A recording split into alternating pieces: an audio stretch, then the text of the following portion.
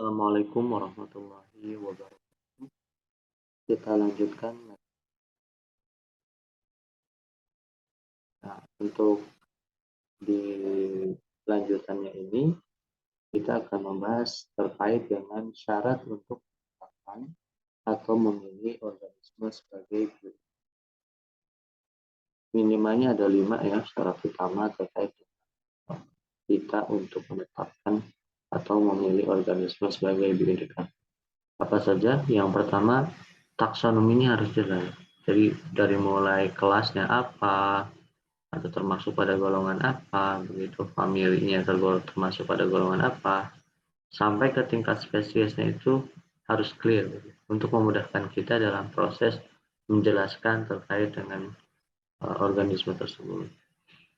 Kemudian yang kedua, status biologi diketahui jelas, apakah terhadap tekanan maupun perubahan lingkungan. Jadi makhluk ini harus kita ketahui secara jelas juga bagaimana dia beradaptasi terhadap lingkungannya, apakah dia apa namanya ya peka terhadap unsur-unsur tertentu atau tidak.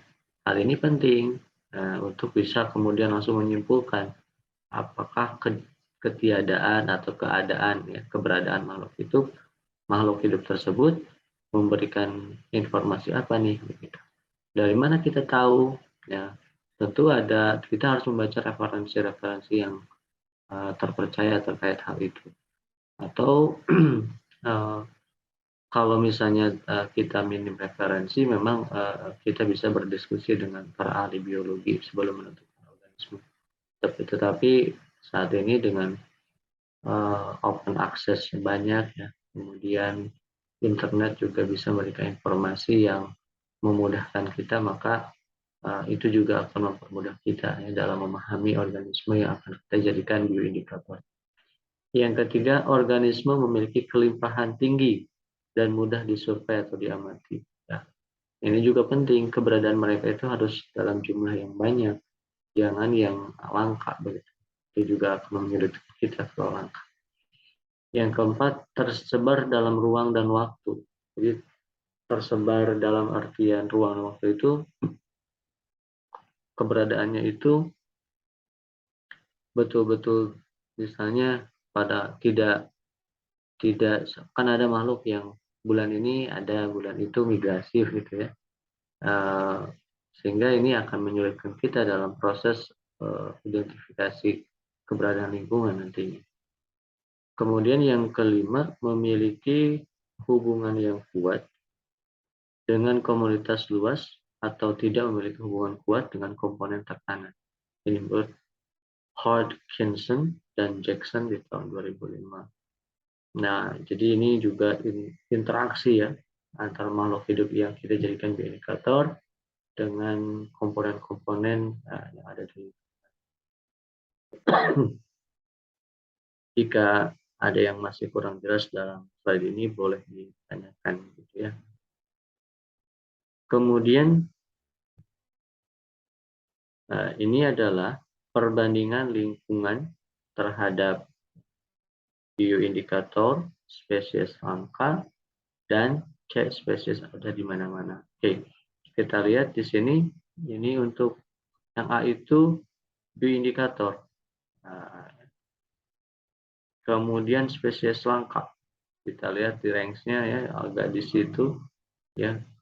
Kemudian yang ketiga sebarannya luas. Artinya ini ingin menggambarkan bahwa spesies bioindikator itu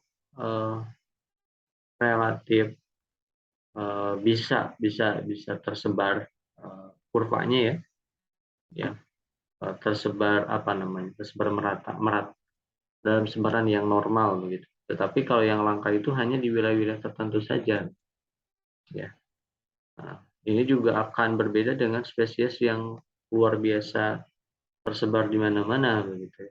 Jadi tadi ya di pilihan pada syarat untuk menentukan ini bisa menjadikan informasi lebih bahwa kalau kita lihat di sini, kalau kita ingin menjadikan spesies yang ada di mana-mana sebagai hubungannya dengan toleransi lingkungan ini luas ya. Ya, bisa dilihat kurvanya bisa berbanding sangat signifikan gitu ya dibanding dengan yang langka. Langka itu ya karena dia sedikit jumlahnya hanya terdapat di wilayah-wilayah tertentu, maka baiknya jangan digunakan sebagai bioindikator ya. Mungkin untuk dijadikan secara spesifik boleh. Boleh dalam artian mungkin di lingkungan-lingkungan yang khusus ada itu begitu. Tidak bisa kita gunakan sebagai bioindikator yang umum. Misalnya ada badak Jawa nih, nah, kita jadikan sebagai bioindikator. Bisakah? Bisa saja, tetapi terkait dengan lingkungannya apakah dia memiliki sifat khusus atau tidak. Kalau misalnya secara teori ada sifat khusus, maka bisa dijadikan. Hanya saja karena jumlahnya sekarang sangat langka, itu tidak mungkin kita bisa jadikan indikator di wilayah-wilayah tertentu, di wilayah yang lainnya. Hanya di wilayah tertentu, sehingga kurang pas kalau dijadikan. Kemudian di sini ada teori aplikasi dan biomonitoring bioindikator ya.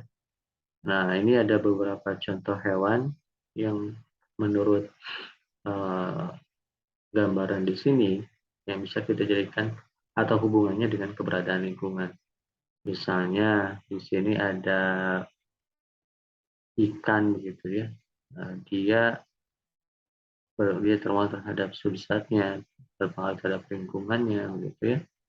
Ya, kemudian juga sebagai indikator terhadap keberadaan air gitu ya. Ya, artinya dari gambaran ini kita bisa memberikan informasi bahwa hewan-hewan tertentu bisa dijadikan indikator tertentu. Lagi-lagi kita harus memberikan apa namanya pemahaman dulu terhadap kita terkait dengan organisme atau hewan yang akan kita jadikan sebagai bioindikator. Kemudian di sini ada tipe bioindikator dan aplikasinya ya. Tipe indikator ada indikator lingkungan, ada indikator ekologis, ada indikator keanekaragaman hayati. Ini yang paling penting ya. Ada 3. Ada lingkungan, ada ekologis, ada keragamannya. Indikator lingkungan, ini organisme atau kelompok populasi yang peka akan adanya lingkungan rusak, tercemar, atau mengalami perubahan kondisi. Nah, indikator lingkungan juga. Kalau indikator ekologis apa? Ini merupakan takson atau kelompok yang peka akan adanya tekanan terhadap lingkungan, mengindikasikan dampak tekanan terhadap makhluk hidup dan respon diwakili oleh sampel takson di habitat. Indikator keanekaragaman hayati merupakan kelompok takson atau fungsional, mengindikasikan beberapa ukuran keanekaragaman atau kekayaan jenis, kekayaan sifat, dan status endemisitas takson di atas pada habitat tertentu. Jadi, kalau boleh saya sederhanakan kalimatnya, kalau indikator lingkungan itu bisa kita gunakan hanya beberapa organisme saja yang terhadap lingkungan, ya. Ya, jadi misalnya kalau tadi ada cacing planaria yang kalau misalnya dia ada maka O2-nya minim. Nah, maka keberadaan cacing planaria itu sebagai indikator lingkungan. Indikator ekologis apa? Jadi dia keberadaan satu kelompok itu mengindikasikan bahwa dia atau ketiadaan kelompok tertentu adanya tekanan terhadap makhluk tersebut. Jadi efeknya secara ekologi ya, luas. Jadi tidak hanya satu indikasi, misalnya hanya perairan saja, tetapi juga sudah mulai ke yang lainnya, yang sudah agak luas begitu, ekologis kan. Di situ ada timbal balik yang lebih luas. Kemudian keanekaragaman hayati. Jadi keanekaragaman hayati itu memberikan gambaran bahwa ketiadaannya dia atau keberadaannya dia itu mengindikasikan beberapa ukuran keanekaragaman. Ya, misalnya ketika hilangnya satu tumbuhan, misalnya ya, karena efek lingkungan, itu berdampak pada hewan herbivora di situ yang kemudian minim misalnya. Nah itu adalah indikator keanekaragaman. Jadi lebih luas lagi begitu. Keberadaan satu hal itu berdampak pada kehilangan organisme-organisme yang lain, sehingga keanekaragaman hayati ini menjadi berkurang. Nah, kalau kita lihat di sini indikator lingkungan ini terbagi menjadi beberapa bagian ya, ada sentinel, ada detektor, exploiter, akumulator, bioassay, organisme. Nah, ini adalah bagian-bagian yang nanti penting pada saat menjelaskan keadaan lingkungan. Misalnya di sini ada akumulator, apakah keberadaannya itu bisa memberikan efek akumulasi terhadap atau tidak begitu. Memang prosesnya itu tidak satu bagian. Maksudnya adalah misal seperti ini. Ada satu organisme, misalnya keberadaannya itu mengindikasikan ada tidaknya uh, uh, zat yang berbahaya. Kemudian ada efek akumulator nantinya, misalnya. Maka dia diceknya tidak langsung di satu itu, tapi langsung di organisme tersebut diamati pada tahap yang lain. Gitu. Jadi tidak hanya satu tahap, pada tahap lain. Termasuk nanti ada bioassay organisme ya. Jadi dan kalau kita lihat di sini tidak bisa berdiri sendiri ya, tapi saling berhubungan begitu. Misalnya akumulator dengan bioassay organisme tentu untuk kita bisa kemudian betulkah dia mengakumulasi sesuatu, maka kita harus lakukan pengujian terhadap organisme tersebut. Clear ya? Ya. Jadi sekali lagi kalau memang masih ada hal-hal yang belum paham boleh nanti ditanyakan. Ya. Nah, ada beberapa tipe bioindikator yang berdasarkan fungsinya. Yang pertama ada indikator, yang kedua ada spesies uji, yang ketiga ada monitor. Indikator, nah jelasnya seperti istilahnya indikator berarti keberadaannya atau ketidakadaannya menyimpulkan terhadap permasalahan lingkungan seperti tadi cacing planarian. Yang kedua spesies uji. Nah, bagaimana organisme tersebut terhadap uh, sesuatu yang kita ujikan terhadapnya atau tanggapannya mengindikasikan tentang permasalahan yang luas. Spesies uji umumnya memiliki standarisasi yang tinggi. Ya standarnya biasanya tinggi. Ya. Ini tidak melulu mengindikasikan indikasi ya, tapi kita mengambil satu organisme yang kita telah telaah bagaimana responnya terhadap lingkungan sehingga standarnya tinggi untuk diujikan terhadap sesuatu yang mau kita uji, apakah itu makanan ataukah berupa cairan ya, terhadap dia bagaimana pengaruh. Kemudian monitor ya, itu menyediakan bukti akan adanya perubahan atau kesimpulan kuantitatif. Jadi seperti kita halnya memonitor ya, nanti keberadaannya itu menyediakan bukti bahwa adanya perubahan ya. Ya, kita lihat, kita monitor keberadaannya dia itu dari awal dia ada sampai sekarang apakah terjadi perubahan atau tidak. Ya.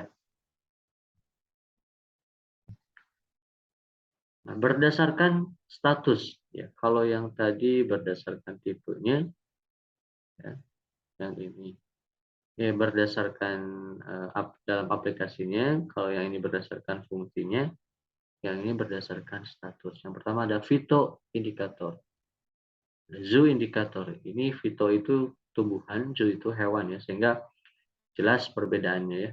Nah, kalau lebih jelasnya lagi bisa kita lihat bahwa fitoindikator itu menunjukkan adanya paparan polutan, memudahkan identifikasi racun, menjadi early warning ya, peringatan awal gitu peringatan dini rusaknya lingkungan, menjadi early indikator dini pemulihan lingkungan ya, karena beberapa tumbuhan atau beberapa spesies yang tergolong pada tumbuhan itu mengindikasikan itu, misalnya lichenes, ya, lumut kerak itu juga bisa memberikan indikasi ada perubahan lingkungan. Itu suksesi itu perubahan secara bertahap dari lingkungan yang rusak menjadi lingkungan yang bisa ditempati secara nyaman gitu. Nah, ini juga fitoindikator. Sementara kalau zooindikator ini adalah kunci ya, kunci spesies dan spesies endangered ya. Jadi spesies yang bisa betul-betul memberikan informasi kunci keberadaan hanya dia ya, tadi seperti cacing panaria itu ya, atau hewan-hewan yang lain yang keberadaannya atau ketidakhadirannya memberikan informasi terkait dengan kualitas lingkungan. Bioindikator sensulato atau secara luas ya, kehadirannya itu akan memberikan informasi yang sangat luas begitu ya. Kalau zooindikator ya, terkait dengan aplikasinya bagaimana ya, kita tinggal memilih berdasarkan tujuan daripada apa namanya, monitoring kita, apakah mau mau seperti apa nih indikator kita gitu ya. Nah, sehingga nanti untuk menentukan uh, indikatornya apa, mau berdasarkan tumbuhan atau berdasarkan hewan gitu ya. Kemudian di sini ada tipe bioindikator berdasarkan tujuan bioindikasi. Tujuan bioindikasinya ada indikator kepatuhan, ada indikator diagnostik, ada indikator peringatan dini. Indikator kepatuhan ini misalnya atribut populasi ikan diukur pada tingkat populasi, komunitas, atau ekosistem dan difokuskan pada isu-isu seperti keberlanjutan populasi atau masyarakat secara keseluruhan. Yang kedua ada indikator diagnostik. Indikator diagnostik dan peringatan dini diukur pada tingkat individu atau suborganisme. Ya, ya jelas ya perbedaannya. Kalau ini tingkat kepatuhan itu tingkatannya adalah yang lebih luas, populasi. Kalau diagnostik hanya individu ya, ya atau satu saja individu. Sementara indikator peringatan dini, ini indikator peringatan dini berfokus pada tanggapan cepat dan sensitif terhadap perubahan lingkungan. Akumulasi bioindikator misalnya kerang, lumut, dibedakan dari efek toksik bioindikator dengan efek yang dipelajari pada tingkat organisme biologis yang berbeda. Jadi dua individu yang kita bandingkan bagaimana proses apa namanya pengaruh dari yang sesuatu yang kita amati terhadap organisme-organismenya. Misalnya tadi kita ada bagaimana pengaruh cairan ini terhadap kerang, bagaimana terhadap lumut begitu ya. Sehingga apakah hanya berpengaruh terhadap satu individu saja atau dua-duanya juga memberikan efek begitu. Sehingga kan nanti jelas begitu apakah dia hanya pada individu tertentu saja atau juga hampir seluruh individu. Kemudian eh, di sini ada beberapa hal yang tambahan sebagai pembahasan. Yang pertama, menurut Barmer tahun 2015, berdasarkan pengaruh yang dapat dirasakan organisme, bioindikator dibagi menjadi 4 seperti gambar di bawah ini ya. Agak kurang jelas ya, tetapi di sini di sebelah kanannya bisa kita jelaskan bahwa ada bioindikator polusi, yaitu bioindikator polusi merupakan spesies yang diketahui sensitif terhadap polusi atau mampu mendeteksi adanya polutan. Yang jelas ya. Bioindikator lingkungan merupakan spesies atau kelompok spesies yang merespon secara prediktif terhadap gangguan atau perubahan lingkungan, misalnya sentinel, detektor, penghisap, akumulator, atau organisme biasa. Sistem indikator lingkungan adalah serangkaian indikator yang bertujuan untuk mendiagnosis keadaan lingkungan untuk pembuatan kebijakan lingkungan. Dan mungkin ini ya bagi teman-teman ya, teman-teman yang di lingkungan ini yang dilakukan nanti. Bioindikator ekologi merupakan spesies yang diketahui sensitif terhadap fragmentasi habitat atau tekanan lainnya. Spesies ini mampu mendeteksi perubahan di lingkungan alami dan dampaknya. Ya,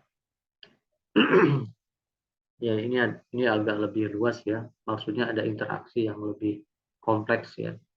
Nah, karena melibatkan terhadap fragmentasi habitat di situ dan tekanan-tekanan yang lainnya. Yang keempat, biaya indikator keanekaragaman hayati. Kekayaan spesies dari takson indikator digunakan sebagai indikator untuk kekayaan spesies suatu komunitas. Namun, definisi tersebut telah diperluas menjadi parameter keanekaragaman hayati yang terukur, termasuk misalnya kekayaan spesies, endemisme, parameter genetik, parameter populasi, dan parameter landscape. Ya, jadi seperti yang awal saya bilang ya, bahwa bagaimana satu individu ya dipengaruhi oleh lingkungannya dan berdampak pada lingkungan yang lain, ya, pada organisme yang lain. Termasuk apakah keberadaannya dia itu hanya dari wilayah tertentu atau tidak, endemisitas, endemisme, ya. Begitu. Jika masih ada yang perlu didiskusikan, sekali lagi bisa langsung ditanyakan ya.